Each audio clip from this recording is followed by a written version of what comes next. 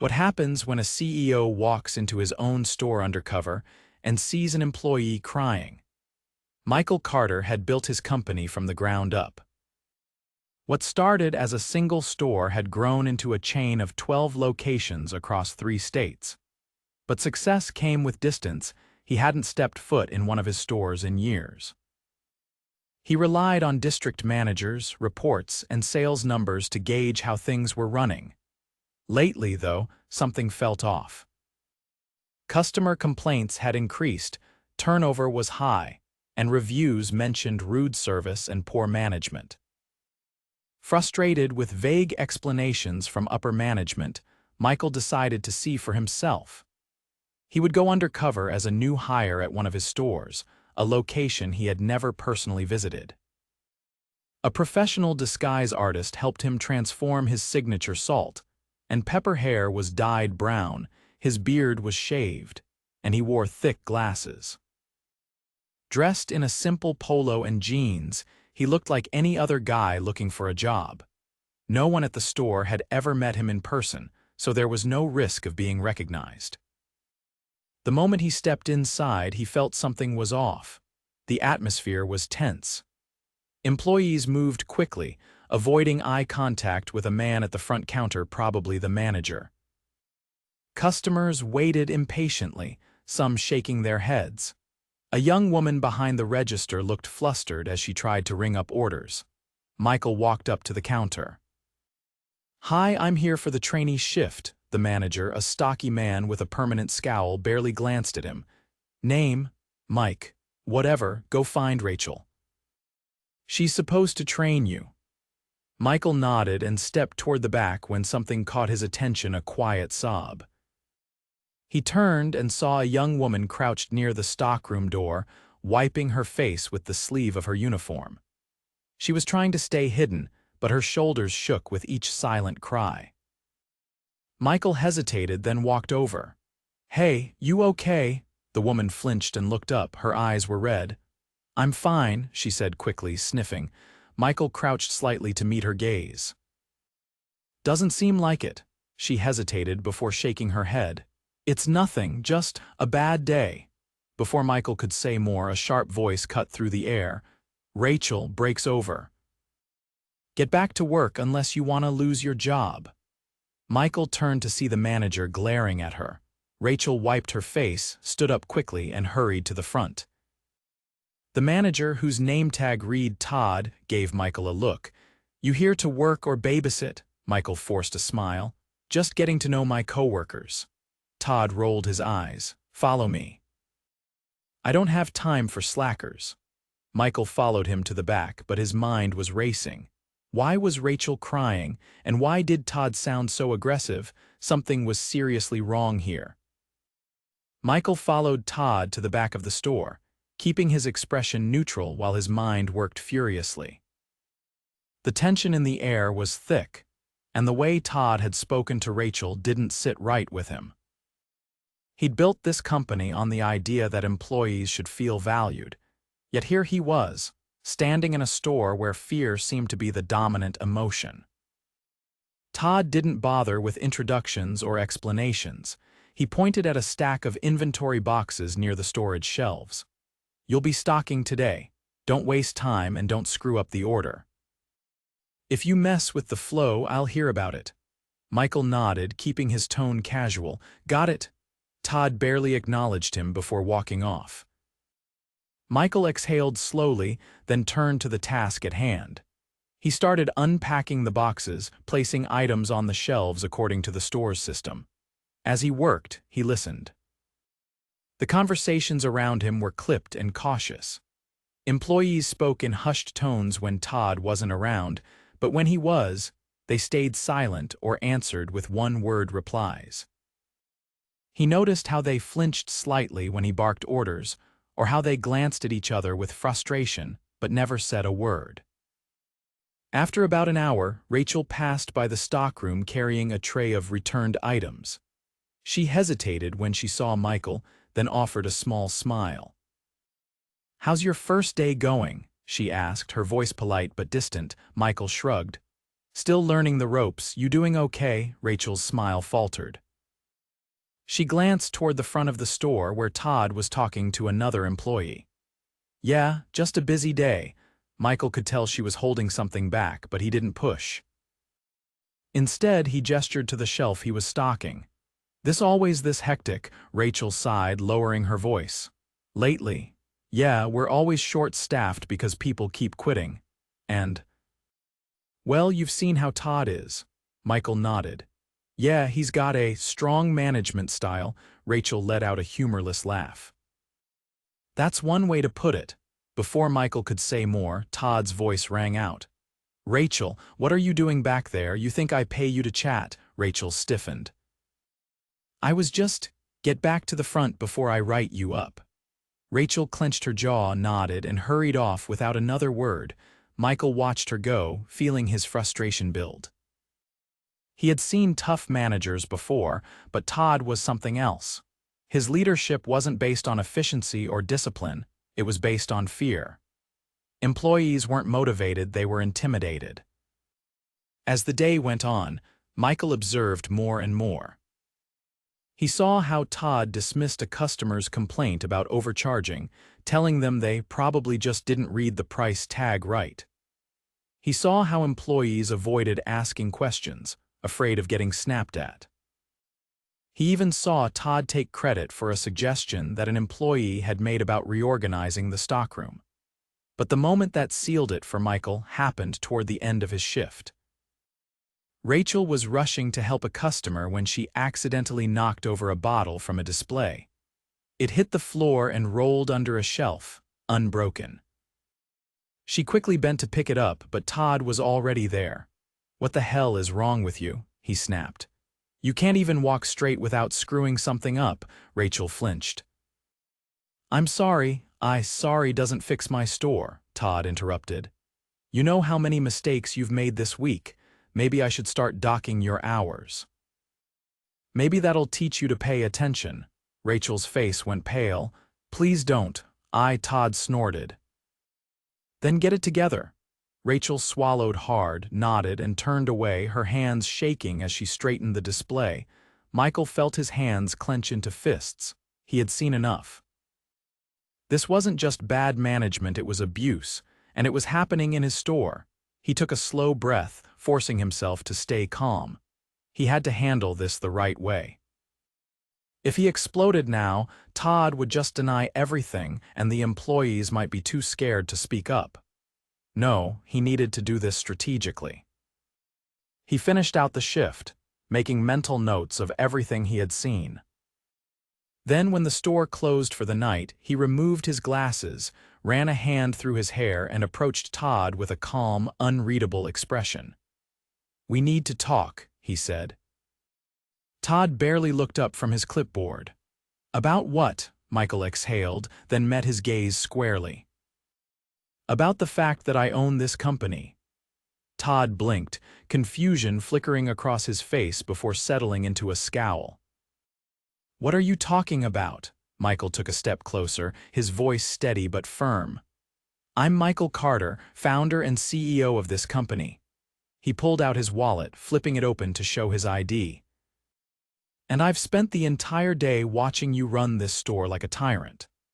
Todd's face turned red, his eyes darting around the empty store as if looking for an escape. This some kind of joke, he scoffed. You're telling me you've been working here all day just to spy on us. Michael folded his arms. That's exactly what I did. And what I saw was unacceptable. A tense silence stretched between them. Michael could see the wheels turning in Todd's head, scrambling for a way to twist the situation in his favor. Then, predictably, Todd scoffed and crossed his arms. Look, I run a tight ship. Maybe you don't like my methods, but this store hits its numbers. We deal with lazy employees and entitled customers every day. If I wasn't tough, nothing would get done. Michael stared at him, unimpressed. That's the excuse you're going with, Todd shrugged, feigning nonchalance, but Michael could see the sweat forming at his temples. People need discipline. They screw up, I correct them. That's how things work in the real world. Michael let out a slow breath, his patience wearing thin. Discipline is one thing, humiliating and intimidating your employees is another. I watched you berate Rachel over a minor mistake. I watched you take credit for someone else's idea. I watched you dismiss a customer complaint like it was an inconvenience. That's not leadership. It's bullying. Todd's jaw tightened. With all due respect, you don't work here, you don't see what I deal with. These employees need to toughen up. If they can't handle it, they can leave. Plenty of people need jobs. Michael's stomach twisted at the sheer arrogance. He had built this company with the belief that employees should feel respected, valued. And here was one of his managers openly admitting that he saw them as disposable. He shook his head. That's where you're wrong. Employees don't leave bad jobs. They leave bad managers, Todd scoffed. Yeah, then why's this store still running? Michael's eyes narrowed. Because people like Rachel and the rest of the staff are holding it together despite you, not because of you. Todd went quiet, but Michael wasn't done. You've created a culture of fear. You think that makes you a strong leader, but all it does is make employees resent you. It makes them afraid to speak up, afraid to make mistakes, afraid to learn. And the worst part, you don't even care. Todd shifted uncomfortably, but his pride wouldn't let him back down. Look, if you don't like how I do things, fine, fire me. But don't stand here and act like anyone else could do this job better. You need people like me to keep things running.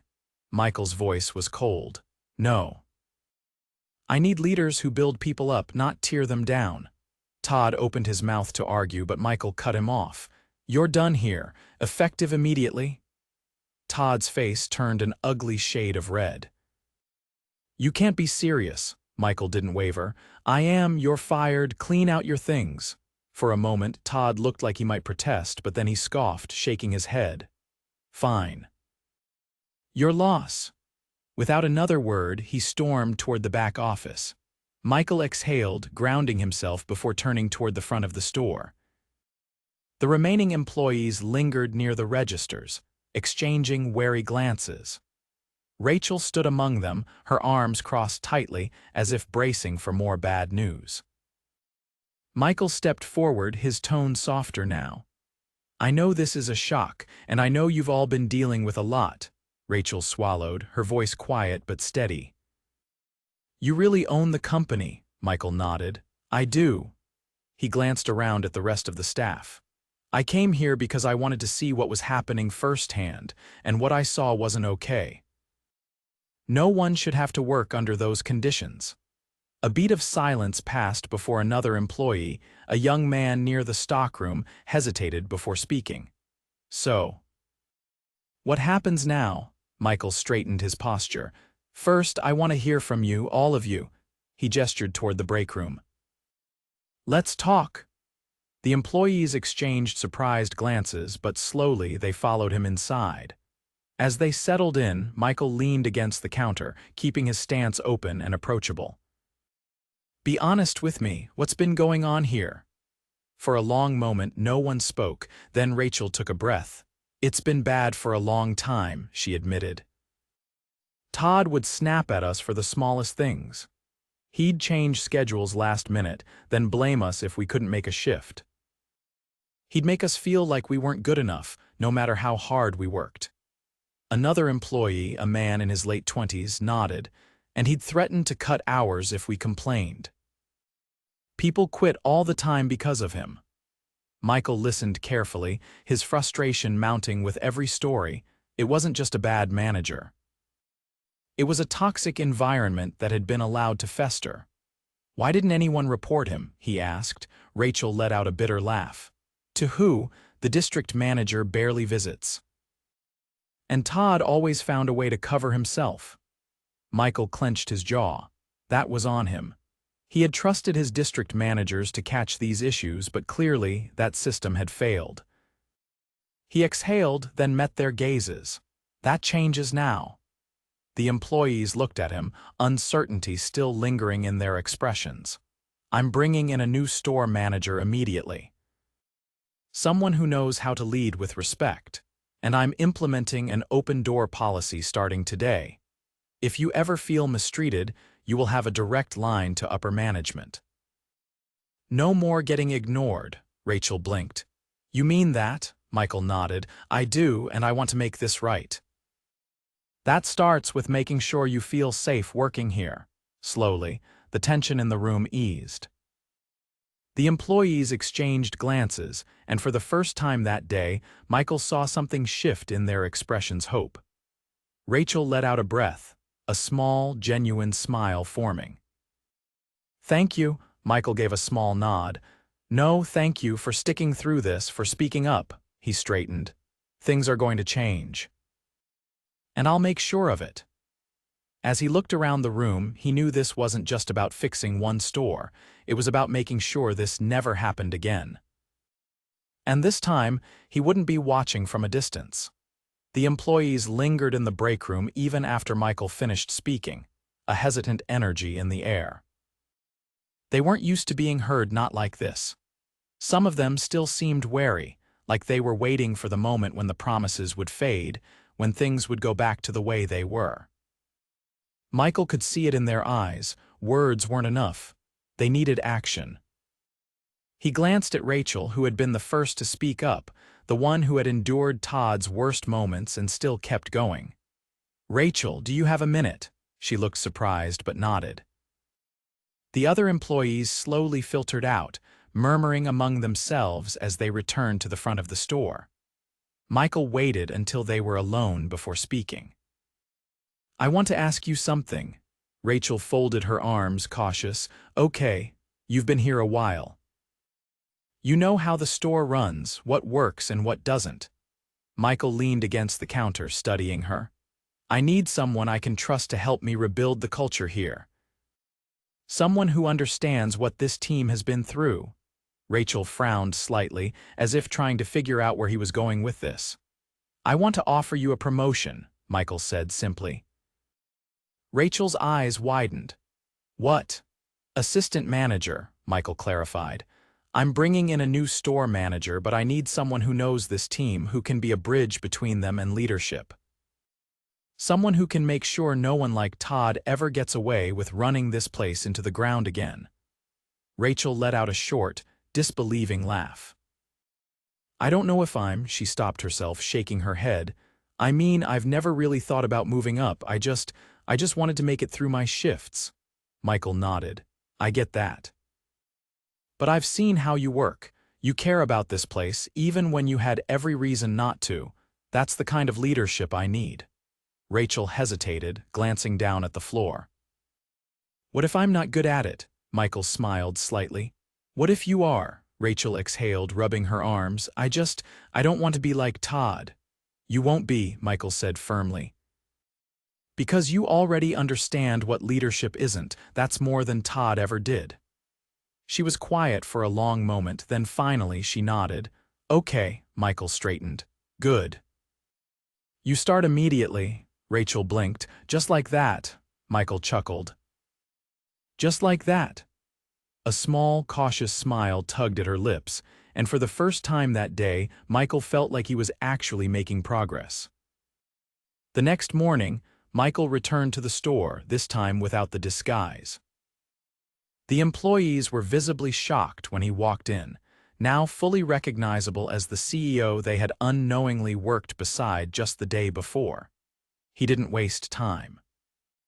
He gathered the entire team before the store opened, addressing them with the same directness he had shown the night before. I meant what I said, he told them. Change starts today. The new store manager arrived that afternoon, a woman named Lisa, someone Michael had personally vetted. She had a reputation for running high-performing teams while keeping morale strong, the kind of leader this store desperately needed. Michael introduced her personally, making it clear that she had his full trust. As the day went on, he stayed in the background, watching. The energy in the store was already shifting. Employees still seemed cautious, but there was a lightness that hadn't been there before. Rachel, now in her new role, moved with a quiet confidence, checking in on her coworkers, offering help where she could. By the end of the day, Michael knew he had made the right decisions. Before he left, he pulled Rachel aside.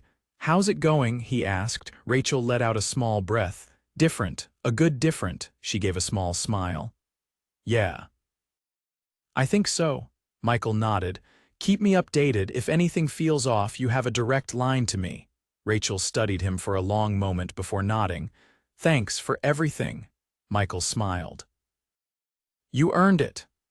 As he stepped out of the store, he felt something he hadn't in a long time, a deep, unshakable connection to the business he had built. And he wasn't going to lose that again. Michael didn't leave town right away. He had intended to return to headquarters the next morning, but something kept pulling him back to the store. The problem hadn't been just one bad manager, it was a broken system that had let Todd operate unchecked. Fixing it required more than just firing him. It required rebuilding trust, not just in this store but across all locations. So he stayed. For the next 2 weeks, Michael embedded himself in the daily operations, this time openly as the CEO. He didn't just stand on the sidelines, he worked shifts, stocked shelves, ran the register, and took time to talk with every employee one-on-one. He asked them about their experiences, what worked, what didn't, and what changes they needed. The first few days were tense. Employees still seemed unsure if his promises would hold. They had seen corporate figures make big declarations before, only for things to return to the status quo once the attention faded. But Michael didn't just talk, he acted. Schedules were stabilized, ensuring no one was caught off guard with last-minute changes. Pay discrepancies that Todd had ignored were corrected. The break room, once neglected and barely functional, was cleaned and stocked with essentials. Small things, but they sent a message. Someone cared. Rachel, stepping into her new role as assistant manager, was hesitant at first but quickly proved to be a natural leader. She wasn't loud or forceful, she led by listening.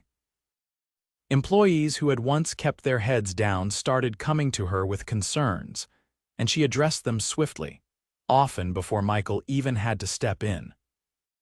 One evening, after closing, she approached him while he was reviewing inventory in the back. "You meant it," she said simply. Michael looked up. "Meant what?" "That things would change." She crossed her arms, leaning against the stockroom door. "I didn't believe it at first. I figured you'd fire Todd, make a few speeches, and disappear." Michael set down the clipboard and met her gaze. "And now," Rachel hesitated, then shrugged. "Now I think you actually care." Michael exhaled, leaning against the shelf. "I do, but I shouldn't have had to come here to see what was happening. That's my failure." Rachel frowned. "You couldn't have known." "I should have," Michael corrected. "I built this company with a vision, but somewhere along the way I got too caught up in expansion, in numbers, in reports. I stopped seeing the people behind those numbers." Rachel studied him for a moment. "So what happens after you leave?" Michael appreciated her bluntness. That was the real question, wasn't it? He could stay for a few weeks, make changes, but if the system remained the same, it would only be a matter of time before another Todd slipped through the cracks. "I'm restructuring oversight," he said. "New district managers, ones who actually connect with employees instead of just looking at spreadsheets. Anonymous reporting channels for staff. Regular audits not just on sales but on work culture." Rachel raised an eyebrow. "You think that'll be enough?" "No," Michael admitted, "but it's a start." She nodded slowly. "Then it's a good one." A silence stretched between them, not uncomfortable, just thoughtful. Michael glanced around the stockroom, thinking of all the places he had built over the years. Stores filled with people, each one with their own struggles, victories, and frustrations. He had almost lost sight of them. Not anymore. The next morning, Michael called a company-wide meeting, connecting all store locations through a live video call. Managers, employees, and corporate staff tuned in, most of them expecting just another generic corporate announcement. They were wrong. Michael didn't read from a script. He spoke from experience about what he had seen, what he had failed to see before, and what was going to change. He addressed the toxic leadership that had been allowed to fester, and made it clear that it would no longer be tolerated. Employees would have direct channels to report mistreatment, and corporate leadership would be held accountable for ensuring stores were not just profitable, but healthy workplaces. At first, there was silence. Then, slowly, employees started using the chat feature in the video call. Messages poured in stories of similar experiences, gratitude for the changes, cautious hope that this time, things might actually be different. Michael read every single message. When the call ended, he sat back in his chair, exhausted but resolute. This wasn't the end of the journey. It was just the beginning. 2 months later, Michael received an email from Rachel. It was short, just a few lines. "Store's doing great. Lisa's been amazing. Employees actually smile now. Customers notice the difference. Thought you'd want to know." Michael smiled. He had built this company. Now he was making sure it was one worth working for.